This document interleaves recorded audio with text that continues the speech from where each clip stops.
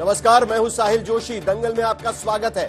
आज का दंगल देश की संसद में चल रहे सियासी दंगल पर है, क्योंकि भारत के संसदीय इतिहास में 72 वर्षों के अंदर ऐसा पहली बार हुआ है कि उपराष्ट्रपति यानी राज्यसभा के सभापति को पद से हटाने के लिए विपक्ष ने अविश्वास प्रस्ताव का नोटिस दे दिया है। शिकायत यह की गई है कि राज्यसभा के सभापति जगदीप धनखड़ विपक्ष के प्रति पक्षपाती रवैया अपनाते हैं।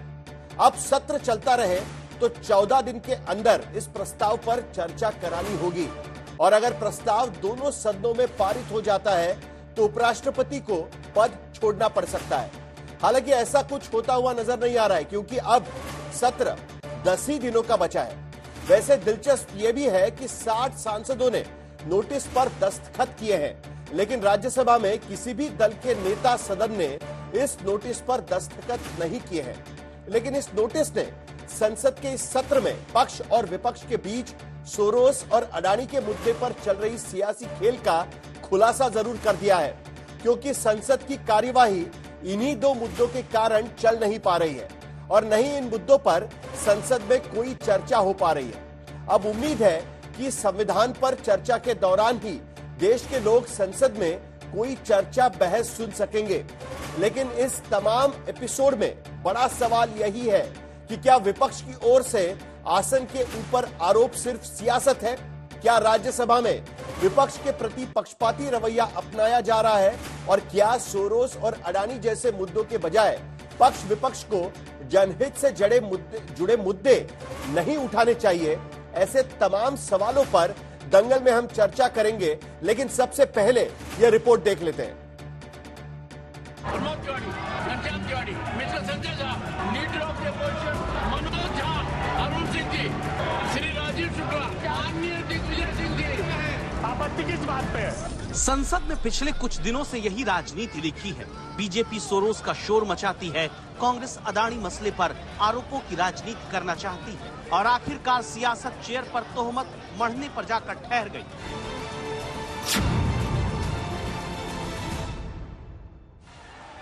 राज्यसभा में अपनी बात नहीं कह पाने और आसन की ओर से पक्षपाती रवैया अपनाने की शिकायत के साथ विपक्षी दलों ने सभापति यानी उपराष्ट्रपति जगदीप धनखड़ के खिलाफ यह अविश्वास प्रस्ताव का नोटिस दे दिया। जो कुछ भी विपक्ष के 60 सांसदों के दस्तखत वाली चिट्ठी राज्यसभा के महासचिव दफ्तर में दे दी गई। इसमें आरोप लगाया गया कि सभापति विपक्षी दलों के सांसदों को बोलने नहीं देते। इस अविश्वास प्रस्ताव में 60 सांसदों के हस्ताक्षर का दावा किया गया, लेकिन न तो सोनिया गांधी ने इस पर साइन किए, न ही किसी दल के फ्लोर लीडर ने। जो मेंबर इस हाउस में प्रेजेंट नहीं है वो ऐसे उठाना ये गलत है, और जो कुछ भी नड्डा साहब ने कहा है पूरी तरह गलत, बेबुनियाद, सतही, घटिया आरोप है। मैं इसका खंडन करता हूं। A member while speaking shall not make a personal charge against a member. मुझे बीजेपी के साथियों ने कह दिया कि बेकार कोई फायदा नहीं है, आज हम सदन को नहीं चलने देंगे। ये नहीं होना चाहिए। तो आपने देखा कि किस तरीके से हर रोज इसी तरीके से राज्यसभा की कार्रवाई स्थगित होती रही, और इस वक्त विपक्ष के अविश्वास प्रस्ताव से जुड़ी एक बड़ी खबर हमारे पास आ रही है। वो पहले देख लेते हैं कि किस तरीके से यह प्रस्ताव दिया गया है। 3 बड़े मुद्दों को लेकर सभापति के खिलाफ यह प्रस्ताव दिया गया है। काम रोको प्रस्ताव यानी 267 की नोटिस का पक्ष के लिए इस्तेमाल किया जा रहा है, विपक्ष के लिए नहीं, यह भी आरोप है। सदन की कार्यवाही निष्पक्ष तरीके से नहीं चल रही है और विपक्षी दलों को सदन में बोलने नहीं दिया जा रहा है। बाय पार्टीशन होना जरूरी है, लेकिन पार्टीशन तरीके से यानी पक्षपाती तरीके से जगदीप धनखड़ सदन चला रहे, यह आरोप ये 2 पन्ने की नोटिस में लिखा गया है। 14 दिन के बाद इस पर चर्चा हो सकती है, अगर सदन उस वक्त तक चलेगा तो, और उसके बाद लोकसभा में भी ये प्रस्ताव पारित कराना पड़ेगा। तो इतना आसान तो है नहीं, लेकिन जैसे मैंने पहले कहा था, 72 सालों में पहली बार देश के उपराष्ट्रपति के खिलाफ इस तरीके से अविश्वास का प्रस्ताव लाया गया है। बड़ी खबर है ये, देश के इतिहास में, संसदीय इतिहास में की ये सबसे बड़ी खबर हम कह सकते हैं आज की स्थिति में। कई दिनों से ये झंझट चल रही थी, कई दिनों से विपक्ष और उपराष्ट्रपति हो या वाइस चेयरमैन हो, उनके खिलाफ ये बातचीत चल रही थी। हमारे साथ में इस पर चर्चा हम शुरू करेंगे। हमारे साथ बाकी मेहमान जुड़े हुए हैं। हमारे साथ है गौरव भाटिया, भारतीय जनता पार्टी के प्रवक्ता, प्रियंका चतुर्वेदी राज्यसभा की सांसद है शिवसेना यूबीटी की, वो भी हमारे साथ जुड़ेगी। अमित जमई ये भी हमारे साथ जुड़ेंगे। उसके साथ साथ चरणजीत सिंह सप्रा कांग्रेस के प्रवक्ता है, वो हमारे साथ जुड़ रहे हैं। संगीत रागी पॉलिटिकल एनालिस्ट हमारे साथ जुड़ रहे हैं और विनोद अग्निहोत्री वरिष्ठ पत्रकार भी हमारे साथ जुड़ेंगे। लेकिन चूंकि यह विपक्ष का नोटिस है, शुरुआत तो विपक्ष से करनी पड़ेगी। क्या कहा गया है नोटिस में? चरणजीत सिंह सप्रा जी, क्या मुद्दे उठाए गए हैं और यह नोटिस आपने किस बिना पर निकाली है? देखिए, जब संसद के अंदर लगातार देखा जाए और विशेष रूप से राज्यसभा के अंदर देखा जाए कि जहां पर चर्चा होनी चाहिए और विपक्ष जो मुद्दे, जनता के मुद्दे उठाना चाहता है, फिर वो मणिपुर का मुद्दा हो, महंगाई का मुद्दा हो, बेरोजगारी का मुद्दा हो, संबल का मुद्दा हो, या फिर अडानी की इंडाइटमेंट जो यूएस में हुई है, इतने बड़े बड़े मुद्दे हैं।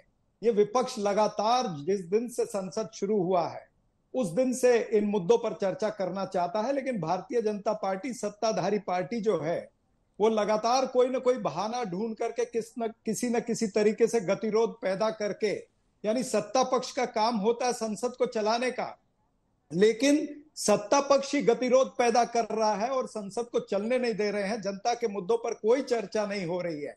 ऐसे नजर आ रहा है कि एक अडानी के भेंट चढ़ रहा है पूरा संसद का जो ये सेशन है। तो इसको देखते हुए आज सभी विपक्षी पार्टियों ने साइन करके दिया है और सभी विपक्षी पार्टियों ने यह मांग की है कि आदरणीय चेयरमैन साहब, जो उपराष्ट्रपति भी हैं, हम उनका सम्मान करते हैं, लेकिन वो जिस तरह से पक्षपात कर रहे हैं, जिस तरह से खुलेआम नजर आ रहा है कि वो सत्ताधारी पार्टी की तरफ से ही बोल रहे हैं और उन्हीं को बुलवा रहे हैं और विपक्ष की आवाज को लगातार दबाने का प्रयास हो रहा है, इन तमाम सारी चीजों को देखते हुए ये नो कॉन्फिडेंस मोशन दिया है। आप ठीक कह रहे थे अभी कि एक इतिहास में पहली बार हो रहा है। 72 वर्ष में ये पहली बार इस तरह से जरूरत क्यों पड़ी? क्योंकि 72 वर्ष में पहली बार यह देखा जा रहा है कि इतना पक्षपात, चेयरमैन साहब वहां पर जिस न्याय की कुर्सी पर वो बैठे हैं, संविधान की रक्षा करने की कुर्सी पर बैठे हैं, और संविधान की रक्षा नहीं हो रही है, कॉन्स्टिट्यूशन की रक्षा नहीं हो रही है, मात्र सत्ताधारी पार्टी की रक्षा हो रही है। तो इन तमाम सारी चीजों को देखते हुए सारी विपक्षी पार्टियों ने मिलकर के ये नो कॉन्फिडेंस मोशन दिया है और इसके ऊपर आगे क्या कार्रवाई होगी वो आने वाले दिनों में पता चलेगा। गौरव भाटिया, सीधा आरोप है कि जिस तरीके से कार्रवाई चलनी चाहिए, जो विपक्ष का आयुध होना चाहिए, जो विपक्ष का शस्त्र होना चाहिए, वो सरकारी पार्टी इस्तेमाल कर रही है। और उस पर जो जगदीप धनखड़ जो चेयरमैन है राज्यसभा के, वो पक्ष के इसमें है, विपक्ष के हित में काम नहीं करते हैं, बाय पार्टीशन एटीट्यूड नहीं अपनाते हैं, पक्षपाती एटीट्यूड अपनाते हैं। क्या कहना चाहेंगे आप गौरव भाटिया? देखिए साहिल जी, जैसा अभी मैंने भी सुना, इतिहास में पहली बार ऐसा हो रहा है कि विपक्ष इतना गैर जिम्मेदार, संविधान के खिलाफ कार्य करने वाला और कभी भी कोई संवैधानिक पद का सम्मान न करने वाला हो गया है। मैं सबसे पहले ये जरूर बताऊंगा, अगर ये कुंठित प्रयास किया जा रहा है तो इतिहास में पहली बार होगा कि विपक्ष के चेहरे पे कालक पुतेगी, क्योंकि ये जो इंपीचमेंट मोशन है महाअभियोग का, ये भी विफल रहेगा। कैसे, मैं आपको बताता हूं। आप याद करिए, sitting chief justice of India के खिलाफ इसी विपक्ष ने एक महाअभियोग जो है मोशन लाया और वो मुंह के बल गिरा। उसके बाद ये लोग सर्वोच्च न्यायालय गए। वो क्यों किया था? क्योंकि न्यायपालिका पे कब्जा करना था। अब उपराष्ट्रपति जी कौन है पहले हमें जानना होगा। संवैधानिक प्रक्रिया से वो चुने गए हैं, पूरा देश उनका आदर करता है। एक साधारण व्यक्ति अपनी मेहनत से कैसे बड़े संवैधानिक पद पे रहता है और दूसरों के लिए वो एक प्रेरणा का स्रोत बनता है, ये भी दर्शाता है। और उसके बाद उनका बार बार अपमान करना, जाट समाज से वो आते कहना झुका हुआ जाट है, मिमिक्री करना, ये विपक्ष का अभी तक रवैया है। मैं समझता हूं इनको एक मजबूत जवाब भारत का लोकतंत्र देगा।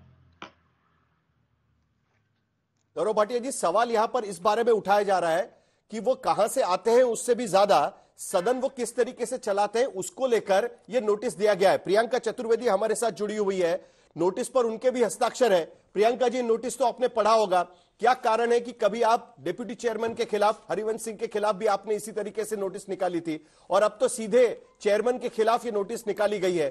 क्या आरोप आपने लगाए हुए हैं उस नोटिस में, यह भी जरा जनता को बताइएगा, उस पर भी हम जवाब लेंगे गौरव भाटिया से। बोलिए प्रियंका जी।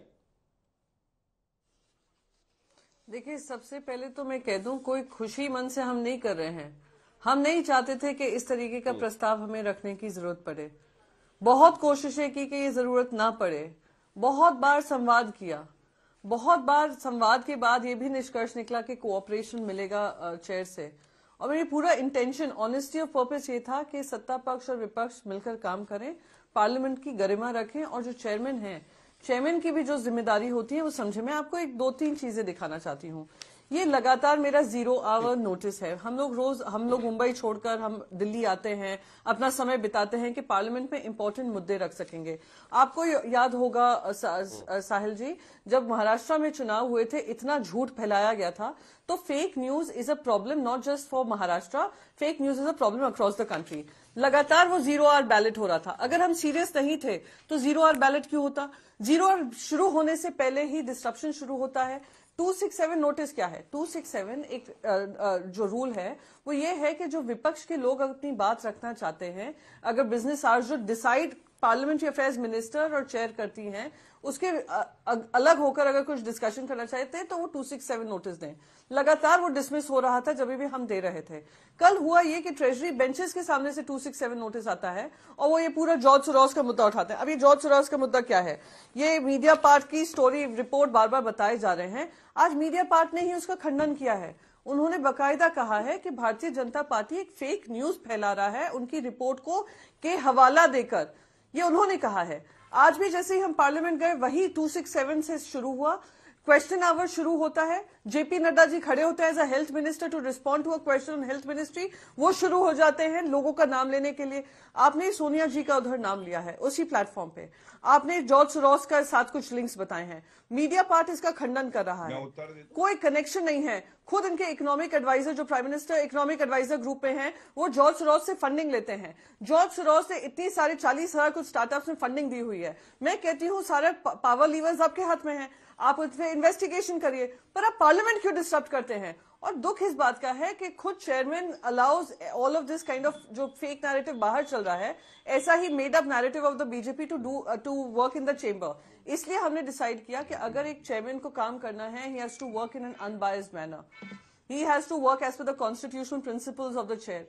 इसलिए आज हमें बहुत ही दुखी मन से ये करना पड़ रहा है। शायद इतिहास में पहली बार होगा, शायद हार होगी जीत होगी, पर मुद्दा यह है कि आज हमें ये अविश्वास प्रस्ताव देना पड़ रहा है। दिखाता है कि कहीं ना कहीं पार्लियामेंट्री ब्रेकडाउन हो चुका है। गौरव भाटिया, लिस्ट देखिए, 25 नवंबर को सदन की कार्रवाई शुरू होती है। आपके पास ही आ रहा हूं, लेकिन एक बार सिर्फ सुन लीजिएगा। 25 नवंबर को सदन की कार्रवाई होती है। 2 बार सदन स्थगित किया जाता है क्योंकि चर्चा होनी चाहिए, मांग की जाती है कि अडानी ब्राइबरी पर चार्जेस पर चर्चा हो। 27 नवंबर को वही होता है, 2 बार हाउस डिस्टर्ब होता है, बंद कर दिया जाता है। 28 नवंबर को वही होता है, 29 नवंबर को वही होता है। मणिपुर से लेकर कई मुद्दों का डिस्कशन मांगा जाता है, नहीं होता। 2 दिसंबर को भी डिस्कशन की मांग की जाती है, उत्तर प्रदेश में संभल के मुद्दे को लेकर, राजस्थान में अजमेर दरगाह को लेकर, मणिपुर के मुद्दे को लेकर डिस्टर्ब हो जाता है, बंद हो जाता है। 6 दिसंबर को भी वही मुद्दा होता है, लेकिन बीजेपी के सदस्य सवाल उठाते हैं अभिषेक मनु सिंघवी के यहां जो पैसे मिले हैं उसको लेकर, हाउस डिस्टर्ब होता है, बंद हो जाता है। लगातार हम यही बात देख रहे हैं और अब विपक्ष कह रहा है कि भाई जो चेयरमैन है वो तो हमारी बात सुनते ही नहीं है, बोलने को देते हैं पक्ष को, हमको बात करने देते नहीं है। कैसे रिस्पॉन्ड करेंगे इस आरोप को? देखिए, अभी बोला जा रहा था कि संसद की गरिमा, तो सबसे पहले हम सब जानते हैं कैसे कई सांसद विपक्षी दलों के निष्कासित हुए, सस्पेंड हुए, और टेबल पे खड़े होना, जो महिला मार्शल है उनके साथ हाथापाई करना, किस तरह से वेल में जाना, ये संसद की गरिमा नहीं हो सकती है साहिल जी। दूसरी बात, आपने कहा मणिपुर पे, संभल पे चर्चा, तो आपको याद होना चाहिए जब प्रधानमंत्री जी मणिपुर पे बोल रहे थे तो कांग्रेस पार्टी और तमाम विपक्षी दलों ने वॉकआउट कर दिया था। तो ये चर्चा कैसे हो सकती है? तीसरी बात, इन्होंने 267 की नोटिस की करी। आप देखिएगा, बयान आया है और जो है हाउस की तरफ से आया है चेयरपर्सन के, कि जो प्रिस्क्राइब फॉर्म होता है उसमें ये लोग अपनी रिक्वेस्ट भी नहीं देते हैं। और संभल पे कैसे चर्चा करेंगे? इंडी अलायंस में तो स्वयं इतना विरोधाभास है। आप रामगोपाल यादव जी का बयान उठाइए, वो तो राहुल गांधी को आईना दिखा रहे हैं। वो कह रहे हैं कि भाई संभल का अगर आपको चर्चा करनी है तो संभल जाके नौटंकी मत करो, पार्लियामेंट में रह के भी चर्चा करते हैं। लेकिन राहुल गांधी, प्रियंका गांधी वाड्रा राजनीतिक गिद्ध बन के वहां पे भी गए। देखिए दिक्कत क्या है, महाराष्ट्र के चुनाव के परिणाम आए हैं और उत्तर प्रदेश में भी बाईपोल के चुनाव आए। यहाँ पे जो पार्टियों के प्रवक्ता बैठे हैं ये बौखलाए हुए हैं। अभी तक कह रहे थे सरकार बनाएंगे, इनको तो एलओपी का वहां पे दर्जा भी नहीं मिलेगा। महाराष्ट्र में इनकी ये हालत हो गई है। समाजवादी पार्टी ने महा विकास अघाड़ी को छोड़ दिया। क्यों छोड़ दिया आप बताइए? ममता बनर्जी कह रही है इंडिया अलायंस का मैं नेतृत्व करूंगी। ये विरोधाभास और इनके मन की कुंठा है जो एक उपराष्ट्रपति का गरिमा में पद है उस पे ये निकालना चाहते हैं, और ये बिल्कुल स्पष्ट हो गया। प्रियंका चतुर्वेदी।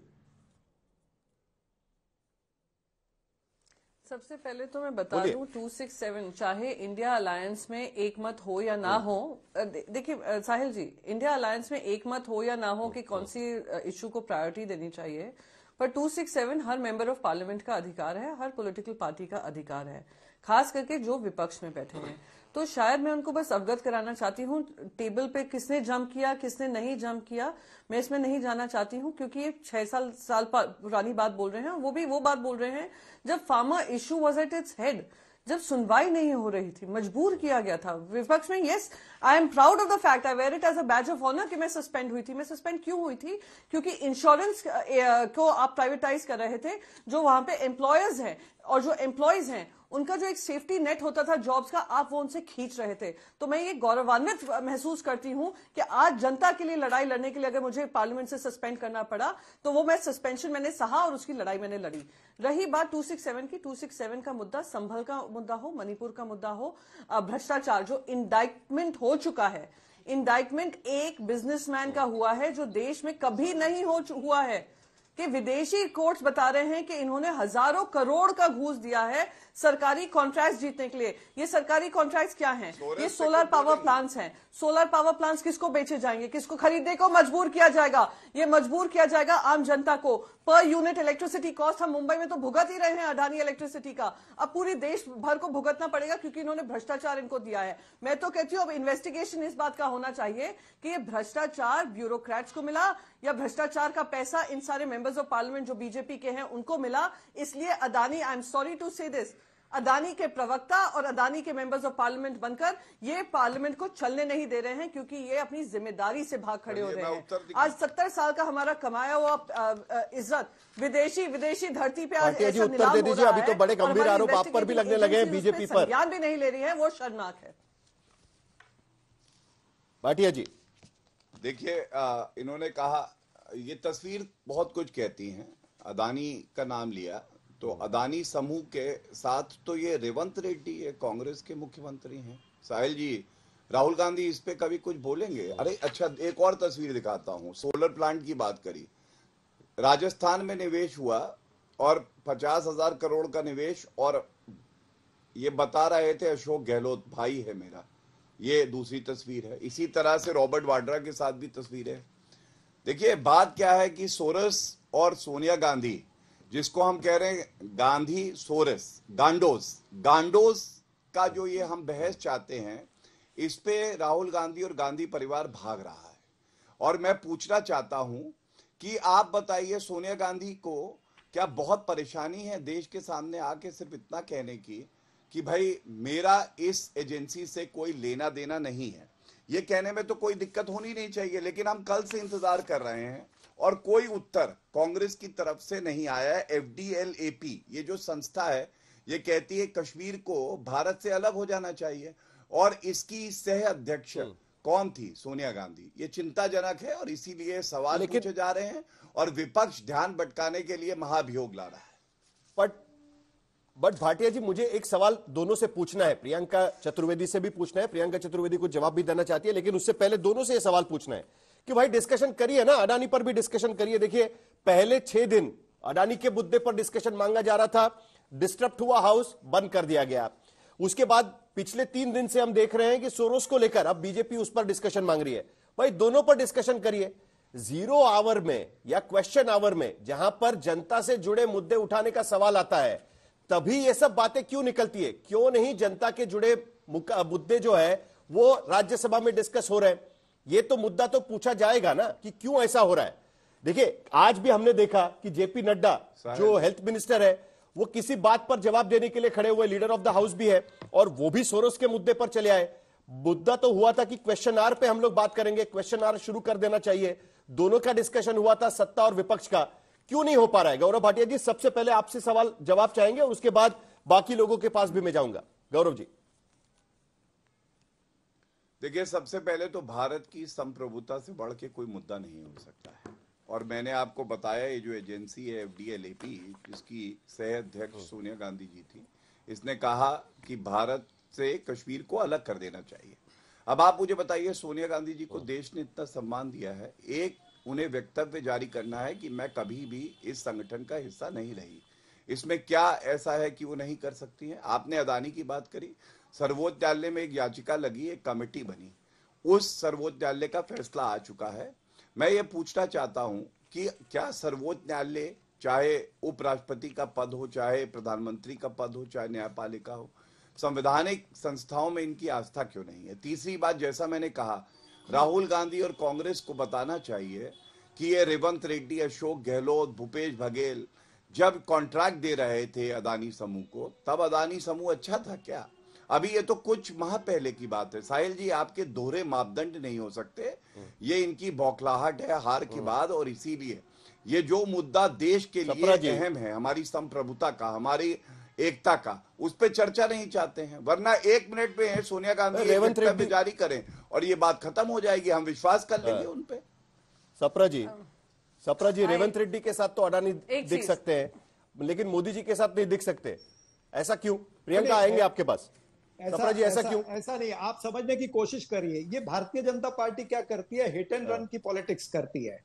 अगर रेवंत रेड्डी जी के या कोई भी कांग्रेस शासित राज्य से नियमों के तहत अगर कोई टेंडर लिया हो तो उसमें कोई हर्ज नहीं है। लेकिन अगर ये देखा जाए कि जहां जहां प्रधानमंत्री जाते हैं विदेश में, उसके पीछे पीछे अडानी जाते हैं और उनको कॉन्ट्रैक्ट मिलते हैं, या देश के तमाम सारे बड़े कॉन्ट्रैक्ट, चाहे वो बिजली का कॉन्ट्रैक्ट हो, चाहे पोर्ट हो, चाहे एयरपोर्ट हो, ये तमाम सारी चीजें अगर एक तरफा अडानी को जाती हैं, और फिर जब सवाल पूछे जाए पार्लियामेंट के अंदर, तो भारतीय जनता पार्टी का एक मोडानी बचाओ अभियान शुरू होता है। ये मोडानी बचाओ अभियान जो है, इसका हम विरोध कर रहे हैं, और आदरणीय चेयरमैन साहब भी, उपराष्ट्रपति भी अगर उसका हिस्सा बने, तो इसीलिए नो कॉन्फिडेंस मोशन उसमें आ रही है। और जहां पर ये सोरोस की बात कर रहे हैं, तो बताइए ना भाई, आपकी सत्ता, आप क्यों नहीं रोक देते? जो उनको उनका फंड जो भारत में आ रहा है, आप क्यों नहीं रोक रहे? जो भारत की सरकार ने $9 लाख जो दिया है, उनको ओपन सोसाइटी को दिया है, यूनाइटेड नेशन डेमोक्रेसी फंड के जरिए से दिया है, और वो ओपन सोसाइटी का फंड जो है भारतीय जनता पार्टी से जुड़े हुए लोग वापर रहे हैं। मैं आपको नाम भी देता हूं। गौरव हिंदुजा कौन है ये बताएं, शशांक ऋषिरिंग कौन है ये बताएं, भारतीय जनता पार्टी के प्रवक्ता, और शमिका रवि जो सेक्रेटरी है, जो गवर्नमेंट ऑफ इंडिया में सेक्रेटरी बात है, और प्रधानमंत्री दंगल तो हम कर रहे थे कि भाई जगदीप धनखड़ किस तरीके से कर रहे हैं, राज्यसभा चलेगी कि नहीं चलेगी। से पैसा ले यहां भी सोरोस और अडानी शुरू हो गया, तो राज्यसभा में तो यही होना है, राज्यसभा में भी यही होना है। विनोद अग्रवाल जी, क्या ये आपने कभी देखा था राज्यसभा में? अनप्रेसिडेंटेड है, 72 साल में पहली बार चेयरमैन के खिलाफ नो कॉन्फिडेंस का मोशन आता है, नो कॉन्फिडेंस की नोटिस भेजी जाती है। आज तक कभी देखा है आपने? इसकी बातचीत तो कई बार हुई होगी, लेकिन पहली बार सर्व किया जा रहा है। विनोद अग्निहोत्री, पहले तो मेरा नाम है, अग्रवाल नहीं है। विनोद अग्निहोत्री, सॉरी जी, सॉरी। वो तो भजन किया करते थे, अब वो इस समय इस संसार में नहीं है। देखिए, 72 साल में बहुत कुछ पहली बार हो रहा है। ये एक उद्योगपति के नाम पर संसद में बहस हो रही है, एक विदेशी उद्योग व्यवसायी के नाम पर संसद में गतिरोध उत्पन्न हो रहा है। ऐसा पहले कभी नहीं हुआ। पहले मुद्दे उठे, ऐसा नहीं मुद्दे नहीं उठे, बहुत सारे मुद्दे होते थे। बोफोर्स का मुद्दा था, लेकिन वो भारत से जुड़ा हुआ था, और सारे मुद्दे थे। लेकिन ये पहली बार इस तरह हो रहा है। मैं तो ये कह रहा हूं कि चलिए, विपक्ष का अधिकार है कि वो नो कॉन्फिडेंस मोशन लाए। नो कॉन्फिडेंस मोशन की व्यवस्था है इम्पीचमेंट की व्यवस्था संविधान के अंतर्गत। तो अगर विपक्ष ला रहा है तो ठीक है, नंबर उत्पन्न होंगे तो ठीक है, नहीं होंगे तो गिर जाएगा। इसलिए वो, लेकिन महत्वपूर्ण बात यह है कि अगर अडानी का मुद्दा हो या जॉर्ज सोरोस का मुद्दा हो, दोनों अगर गंभीर मुद्दे हैं तो दोनों पे डिस्कशन करा लीजिए और दोनों पे सरकार जांच करा ले। उसमें क्या दिक्कत आ रही है? उसमें दोनों पे सरकार जांच करा ले। सरकार आपकी है। अगर जॉर्ज सोरोस कुछ गड़बड़ कर रहे हैं भारत के स्थिरता को लेकर के, तो उनके खिलाफ कार्रवाई करिए, और अडानी जी के खिलाफ जो आरोप लगे हैं उनकी जांच करा लीजिए, क्योंकि पहली बार अमेरिका के किसी कोर्ट ने इंजेक्ट किया है।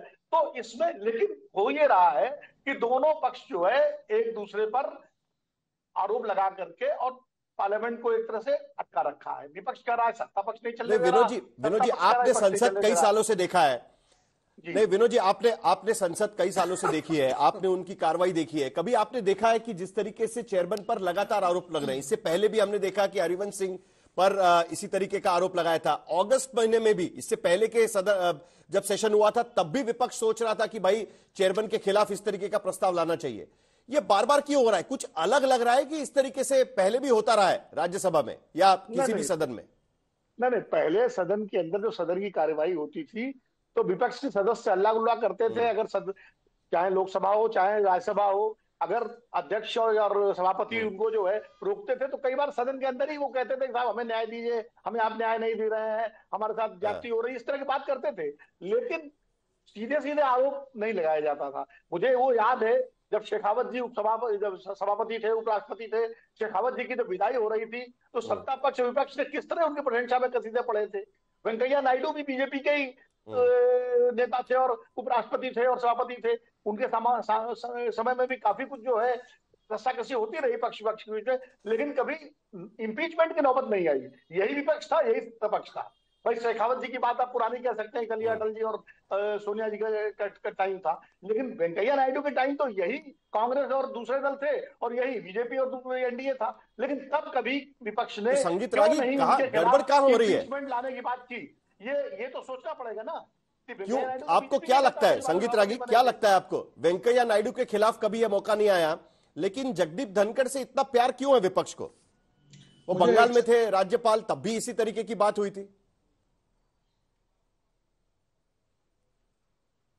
बहुत ज्यादा राजनीतिक तौर पर जिसे हम कह सकते हैं फ्रस्ट्रेटेड है। उनको लगता था कि इस बार जो है 2024 के चुनाव में नरेंद्र मोदी को पराजित कर देंगे, लेकिन ऐसा संभव नहीं हो पाया। और मैं मानता हूं कि बहुत ज्यादा इरिस्पॉन्सिबल बिहेवियर भी है विपक्ष का। मैं 2-3 कारण इसके गिनाता हूं। देखिए, एक उपराष्ट्रपति वो भी थे जो जिनके बारे में ईरान में जब वो राजदूत थे उपराष्ट्रपति बनने से पहले, उनके लिए कहा जाता था कि वो विदेशी हितों के लिए काम किए और भारत के हितों के खिलाफ भी काम किए। लेकिन इसी नरेंद्र मोदी की सरकार ने उनको अच्छी विदाई दी और कभी भी उनके खिलाफ इस तरह की असम्मानजनक टिप्पणी नहीं की जो कांग्रेस पार्टी के और विपक्षी नेता कर रहे हैं। दूसरी बात एक जिक्र करना चाहता हूं, अडानी के मुद्दे, और जो भी मुझे लगता है कि पिछले 2 साल का हम रिकॉर्ड देखें तो कांग्रेस पार्टी का एक पैटर्न है जो संसद न चलने देने के लिए विदेशी एजेंडे के तहत, आप कह सकते हैं, एक रिपोर्ट आती है। उस एक रिपोर्ट के बाद चर्चा के लिए जो है वो हिंडनबर्ग से लेकर के आज तक की मैं बात कर रहा हूं, उससे वो सदन को बार बार चलने नहीं देते हैं। तो वो कभी भी बहस नहीं चाहते हैं, ऐसा दिखने में आया। तीसरी बात, अडानी का यदि इंडिक्टमेंट हुआ है तो इस पर बहस तो सबसे ज्यादा अमेरिका के अंदर होनी चाहिए थी। ये इसकी बहस जो है वो भारत के अंदर होनी चाहिए थी, तो विधानसभाओं के अंदर होनी चाहिए थी, संसद के अंदर। ये तो विनोद जी कह रहे हैं ना कि दोनों पर बहस कर लीजिएगा, अडानी पर भी बहस कर लीजिए और सोरोस पर भी बहस कर लीजिए, लेकिन बहस तो करिए। साहिल अपनी बात खत्म कर लूं। मैंने बहुत देर तक करीब 25 मिनट सुना है, 10-20 सेकंड और बोलिए। देखिए, जॉर्ज सोरोस वही व्यक्ति हैं जिन्होंने कहा था कि मैं $1 बिलियन खर्च करूंगा नरेंद्र मोदी को हटाने के लिए, और ये इसमें कोई छुपी हुई राय नहीं है। भारत के अंदर जो सोलर एनर्जी है उसमें सबसे ज्यादा इन्वेस्टमेंट कौन करना चाहता है? चाइना की पार्टी और कांग्रेस पार्टी दोनों के बीच में मेमोरेंडम साइन किया हुआ है। तो क्या राहुल गांधी जॉर्ज सोरोस के एजेंडे पर काम कर रहे हैं? अपनी संवैधानिक संस्थाओं को इतना नीचा गिराने के लिए ईवीएम को लेकर के क्या ये जिस प्रकार से आपने बांग्लादेश में देखा, जिस प्रकार से और अन्य जगहों पर आपने देखा कि वहां पर जो है वो ऐसे सत्ता में उथल पुथल खड़ा करने के लिए, क्या राहुल गांधी विदेशी एजेंडे के तहत काम कर रहे हैं? क्या राहुल गांधी चाइना के लिए काम कर रहे हैं? इस सवाल पर डिस्कशन तो करिए ना रागी जी, डिस्कशन करिए ना, डिस्ट्रप्शन क्यों है? डिस्कशन करिए ना, डिस्ट्रप्शन क्यों है? सवाल तो वही उठ रहा है ना। देखिए अब हम आपको वीडियो दिखा देते हैं। मैं एक छोटी सी टिप्पणी, मैं आपको हम वीडियो दिखा देते। आज तो हमने गिना कि भाई विपक्ष ने कितनी बात की और पक्ष ने कितनी बात की। आप वीडियो देख लीजिएगा। अच्छा चलिए 10 सेकंड में खत्म करिए। गौरव भाटिया जी को भी पूछने हैं कई सारे सवाल। बोलिए। कल स्टैंडिंग कॉमेडियन की तरह मिमिक्री कर रहे थे बाहर। आज तेलंगाना में विधानसभा में लोग जा रहे थे टी शर्ट पहन करके, रेवंत रेड्डी और अडानी का टी शर्ट पहन करके। वहां पुलिस ने क्या की? तो कांग्रेस का ये दोहरा मापदंड नहीं है। अरे डिस्कशन करना हो तो वो भी डिस्कशन कर लो ना। आप एक बिजनेस घराने को खत्म करना चाहते हैं। श्रीलंका में आपके नेशनल, हमने आज गिना कि किसको कितना मौका मिला बातचीत करने का। जरा वीडियो पे देख लेते हैं कि भाई किसको कितना मौका दिया गया। आज जब चेयरमैन बोल रहे थे इसी मुद्दे पर 267 का नोटिस, देखिए आप देख सकते हैं कि लेफ्ट साइड पे आप देख सकते हैं कि भाई पक्ष है, राइट साइड पे आप देख सकते हैं कि विपक्ष है।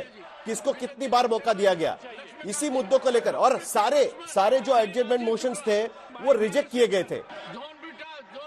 ये सिर्फ 13 मिनट की कार्रवाई है, सिर्फ 13 मिनट की कार्रवाई। आज की कार्रवाई हम देख सकते हैं 13 मिनट की सिर्फ की कार्रवाई है। उसमें कम से कम 12 बार, कल की कार्रवाई है सॉरी, 12 बार पक्ष की तरफ से सवाल उठाए गए। मुद्दा वही था, आखिरकार वो रिजेक्ट किया गया। वो बोल रहे थे कि सोरस पर बातचीत होनी चाहिए। और राइट साइड पे आप देख सकते हैं कि विपक्ष है। 8 बार विपक्ष को मौका दिया गया। 2 लाइन में उनकी 13 मिनट की कार्रवाई में 12 बार पक्ष बात करता है, 8 बार विपक्ष बात करता है। तो अमित जमाई, आपकी पार्टी, आपको क्या लगता है कि ये सही है? आपके जो लीडर है आपके पार्टी के, उनके हस्ताक्षर वहां पर क्यों नहीं है? ऐसा क्या है कि सिर्फ सांसदों के हस्ताक्षर है और आपके लीडर के हस्ताक्षर उस पर नहीं दिखाई देते हैं? देखिए, 2 बातें हैं। सबसे पहली बात तो जब ये 15 दिन तो भारतीय जनता पार्टी ने पूरा सदन का जो समय है वो खराब कर दिया। अखिलेश जी जब पहले दिन आए, उन्होंने साफ साफ कहा था स्पीकर साहब से कि आपका जो कमिटमेंट है, जो डिटर्मिनेशन है, उसमें कोई कमी नहीं है। लेकिन जो आपका डिटर्मिनेशन और जो कमिटमेंट है वो हम लोगों के लिए नहीं, वो दूसरी तरफ के लोगों के लिए है। तो चाहे उपराष्ट्रपति जी हों, चाहे हमारे स्पीकर साहब हों, प्रियंका चतुर्वेदी जी संसद के अंदर है, ये बताएंगी या तो एलओपी साहब का माइक बंद होगा, प्रियंका जी अगर बोलना चाहेंगी तो 3 मिनट से पहले ही इनको बोलने नहीं दिया जाएगा, या अगर एनडीए का कोई बोलेगा तो 3 मिनट की जगह पे 6 मिनट भी बोल सकता है।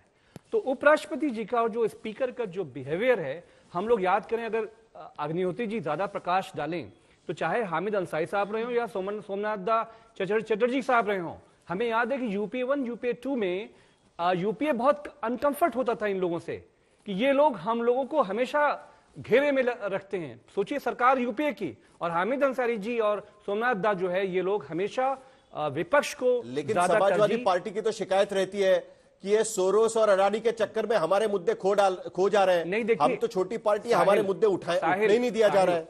साहिल, अखिलेश जी ने जो सबसे बड़ा मुद्दा, संभल का जो मुद्दा था, जो वहां पे किलिंग का मुद्दा था, इंडिया ब्लॉक से अखिलेश जी ने उस मुद्दे को आगे रखा कि डिस्कशन करना चाहिए। प्रधानमंत्री जी गायब। टीएमसी से ममता बनर्जी चाहती थी कि इस देश में बांग्लादेश को लेकर भारत सरकार क्या कर रही है, विदेश मंत्रालय क्या कर रही है, प्रधानमंत्री क्यों चुप है, बांग्लादेश में हिंदू एट्रोसिटी पे बात होना चाहिए, प्रधानमंत्री जी गायब। अडानी के मुद्दे पर राहुल जी ने इसको फ्लोट किया, पूरा विपक्ष उनके साथ खड़ा हुआ है। लेकिन सवाल यह है कि अगर जॉर्ज सोरस, मतलब आपको अडानी को बचाना है, जॉर्ज सोरस को लाना है, जॉर्ज सोरोस पे भी चर्चा करवा लीजिए। आपके पास एनआईए है, आपके पास सारी एजेंसीज हैं, आपके पास सीबीआई हैं, लेकिन जो अडानी का मुद्दा है, देश दुनिया में इतने कंट्रोवर्शियल आदमी को भारत सरकार क्यों ऑन कर रही है? ये एक वैश्विक संकट बन चुका है ये आदमी भारत की सरकार के लिए। लेकिन नड्डा जी ने भी तय कर लिया, प्रधानमंत्री जी ने भी तय कर लिया, उपराष्ट्रपति जी ने भी तय कर लिया, स्पीकर साहब ने भी तय कर लिया, अडानी जी पे कोई बात होगी तो हम संसद नहीं चलने देंगे। ये क्या तरीका है? ठीक है, गौरव भाटिया को कुछ बात करनी है, लेकिन उससे पहले प्रियंका चतुर्वेदी कुछ कहना चाहती है, उसके बाद गौरव जी के पास चलेंगे। बोलिए प्रियंका। बस मैं बस दो चीजें कहकर बात खत्म करूंगी। आपने जो अभी कंपैरिजन दिखाया था, वो कंपैरिजन वो था कि किन लोगों को बात करने का मौका दिया गया, पर जो हंगामा सत्ता पक्ष कर रही थी वो आपको सीसीटीवी फुटेज कभी नहीं मिलेगा, क्योंकि ये इन्होंने छुपाने का काम किया है। मैं आपको बस दूसरी चीज बताना चाहती हूँ। संगीत रागी जी कह रहे थे चाइनीज इन्वेस्टमेंट। एक सेकंड में आपको रोकना चाहूंगा। किरण रिजिजू पार्लियामेंट्री अफेयर्स मिनिस्टर है, वो बात कर रहे हैं जरा। ये बहुत ही गंभीर मामला है, हम लोग गंभीरता से ले रहे हैं। मैं कांग्रेस पार्टी और जो लोग उपराष्ट्रपति जी के खिलाफ में नोटिस का उस पत्र में साइन किया है, उनको कहना चाहता हूं कि इस तरह के हरकतें ना करें, लोकतंत्र के लिए ठीक नहीं है। उपराष्ट्रपति का पूरा सम्मान होना चाहिए, राज्यसभा का सदन का सभापति का पूरा सम्मान होना चाहिए, और इस नोटिस का हम बिल्कुल पुरजोर विरोध करते हैं। और इस तरीके के नोटिस कभी भी कामयाब नहीं हो सकते हैं। जो नोटिस अपना गलत काम को छुपाने के लिए, ध्यान भटकाने के लिए जो नोटिस सर्व किए हैं चेयरमैन के खिलाफ, वो शर्मनाक है। ऐसा हरकतों से बचना चाहिए। Sir, the Congress party has said, the Congress and the alliance partners have said that because the RSTF has acted in a partisan manner, and perhaps that is why they are compelled to bring this. But the government has always stated that we are ready for debate and discussion, but there should not be any disruption. How do you react to this? Government from the very first day has been very insistent that the House must function smoothly and all the listed business must be transacted in a proper manner. The business advisory committees of both Rajya Sabha and Lok Sabha have already sat, decided and allotted the times for bills as well as for the discussion on the Constitution of India and its adoption. This is the 75th years of the adoption of the Constitution of India. We have already given dates, 13th and 14th to be discussed in Lok Sabha and 16th and 17th of December in the Rajya Sabha. When all the business are decided, when the time allocation has already been finalized. किरण रिजिजू कह रहे हैं कि ध्यान भटकाने के लिए notice दिया गया है, ध्यान भटकाने के लिए नोटिस सर्व किया गया है, असली मुद्दों से ध्यान भटकाने के लिए नोटिस सर्व किया गया है। प्रियंका चतुर्वेदी, सीधा आरोप, पार्लियामेंट्री अफेयर्स मंत्री आप पर आरोप लगा रहे हैं कि विपक्ष ने यह नोटिस ही इसलिए सर्व की है ताकि मुद्दे से ध्यान भटके, जो आरोप लग रहे हैं उससे ध्यान भटकाया जाए। प्रियंका चतुर्वेदी। बल्कि हम बार बार कह रहे हैं चर्चा होने दीजिए, चर्चा करिए। 267 में अगर हमारा खारिज किया जाता है, 267 का इनका खारिज करने के बावजूद भी इतने सारे स्पीकर्स को बोलने का मौका दिया, अपनी बात रखने का मौका दिया। मैं आपको बताऊं, मैंने 267 नोटिस 3 बार दिए थे हमारे बांग्लादेशी हिंदूज के बचाने के लिए। मुझे 30 सेकंड का भी मौका नहीं दिया था खारिज करते वक्त। तो आप अपना पक्ष रखिए, क्यों आप बांग्लादेशी हिंदुओं के बारे में बात करना चाहती हैं, और जो चीज हमें डिनाई करी जाती है वो इनको दी जाती है। दूसरी बात ये कहते हैं चर्चा से बच रहे हैं, ये शॉर्ट ड्यूरेशन डिस्कशन भी हो सकता है। अगर चेयरमैन चाहते हैं तो शॉर्ट ड्यूरेशन डिस्कशन भी कर सकते थे। हम कहते हैं आप सारी कार्य का स्थगित कर दीजिए, चर्चा इस पर हो जाए चर्चा। रोक कौन रहा है? सत्ता पक्ष रोक रहा है। और रागी जी को बता दूं, रागी जी ऐसा है कि ये जो चाइनीज वीजा हमने टाइटन किए थे, जो चाइनीज इंडिया में आते हैं और काम करना चाहते हैं, उसको हमने टाइटन किया था। एक खास समूह है जो सोलर पावर में काम करता है, उन्होंने कहा उनके पास एक्सपर्ट्स नहीं है, इंजीनियर्स नहीं है, तो आप वीजा नॉर्म्स ईज करिए। वो वीजा नॉर्म्स ईज करने का काम आप ही की सरकार ने किया था, बीजेपी की सरकार ने किया है। और ज्यादा से ज्यादा चाइनीज लोग इंडिया में आकर कौन से विशेष समूह को हेल्प कर रहे हैं वो हम सब जानते हैं। तो मैं इस पे ज्यादा बोलना नहीं चाहती हूं। अगर ये संसद में हमें बात करने दें, ये सारे बातें हम उठाएंगे, सारी बात हम करेंगे, क्योंकि आज ये लोग सब अदानी के प्रवक्ता बनकर बैठे हैं, ना कि देश के प्रवक्ता बनकर, ना कि देश की जनता के प्रवक्ता बनकर, ना देश के जनहित के मुद्दों के प्रवक्ता बनकर। ये सिर्फ और सिर्फ एक ही जन का सभापति पद की गरिमा का आप अपमान कर रही है, विपक्ष अपमान कर रहा है। किरण रिजिजू का सीधा आरोप है, सभापति पद की गरिमा का अपमान किया जा रहा है। संसदीय कार्य मंत्री सीधा आरोप लगा रहे हैं। प्रियंका जी 10 सेकंड में जवाब चाहूंगा और उसके बाद संगीत रागी कुछ कहना चाहते हैं। बस 10 सेकंड में 10 सेकंड में गरिमा तो पूरे पार्लियामेंट की मिटाने का काम, मिट्टी में मिलाने का काम ये पार्लियामेंट्री अफेयर्स मिनिस्टर ने किया है। ये आरोप आप उनसे सवाल पूछिए कि पूरी संसदीय मर्यादा जो होती है, इसको मिट्टी में मिलाने का काम इतिहास में किरण रिजिजू जी का नाम दर्ज किया जाएगा। ये आज मैं आपके चैनल के माध्यम से ये कहकर जा रही हूँ। साहिल, मैं तो ये नहीं कह सकता। संगीत रागी जी 10 सेकंड में आपका जवाब, उसके बाद गौरव भाटिया अंतिम कमेंट करेंगे। साहिल जी, मैं ये तो नहीं कह सकता कि बगदादी और जवाहरी के पक्ष में खड़े होने वाले लोग प्रवक्ता आज हिंदू हितों की बात बांग्लादेश में कर रहे हैं। मैं नहीं आरोप लगाऊंगा एक पार्टी पर जो महाराष्ट्र की है। दूसरी बात मैं जरूर कहना चाहूंगा कि $7 बिलियन जो है वो सोलर एनर्जी में इन्वेस्टमेंट है, जिसमें से $4 बिलियन के आसपास, $3.8 बिलियन के आसपास जो है चाइनीज इन्वेस्टमेंट है।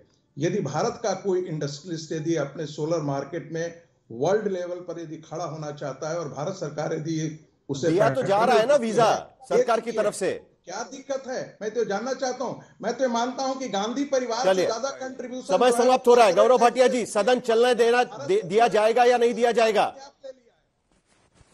गौरव भाटिया जी। देखिए साहिल जी, सोनिया गांधी जी का सम्मान हम सब करते हैं और ये उम्मीद करते हैं कि वो तुरंत एक बयान देंगी और पुष्टि करेंगी या खंडन करेंगी कि उनका FDLAP से कोई लेना देना नहीं है। ये बहुत ही अहम मुद्दा है। दूसरी बात, सबसे पहले संसद की मर्यादा किसने भंग करी? उसने भंग करी जिसने हवाई चुंबन दिया संसद में, जिसने आंख मारी। और वो सदस्य कौन है? वो सदस्य है गांडोस, राहुल गांधी। और उन्होंने सांसद होने के साथ साथ ये किया, ये गरिमापूर्वक नहीं। गौरव भाटिया जी, उम्मीद सिर्फ यही रहेगी कि ये सारे मुद्दे टेलीविजन स्टूडियो के साथ साथ संसद में भी डिस्कशन के लिए आए और उसके लिए सदन चलना बहुत जरूरी है। दंगल में फिलहाल इस चर्चा को वाइंड अप करने के पहले कुछ एक बड़ी खबर के साथ हम निकलेंगे। खबर यह आ रही है कि घुसपैठियों पर दिल्ली LG सचिवालय ने चिट्ठी लिखी है। इसी मुद्दे को लेकर संजय सिंह भी राज्यसभा में मुद्दा उठाना चाह रहे थे। दिल्ली पुलिस कमिश्नर मुख्य सचिव को उन्होंने चिट्ठी लिखी है। उनका कहना है कि दिल्ली में घुसपैठियों के खिलाफ बड़ी कार्रवाई होनी चाहिए। दिल्ली अवैध बांग्लादेशी नागरिकों पर कार्रवाई हो। चिट्ठी में कार्रवाई के लिए अभियान चलाने की भी मांग की गई है। तो अब LG सचिवालय सीधे चिट्ठी लिख रहा है गृह विभाग को और कहा जा रहा है कि इसको लेकर कार्रवाई की जाए।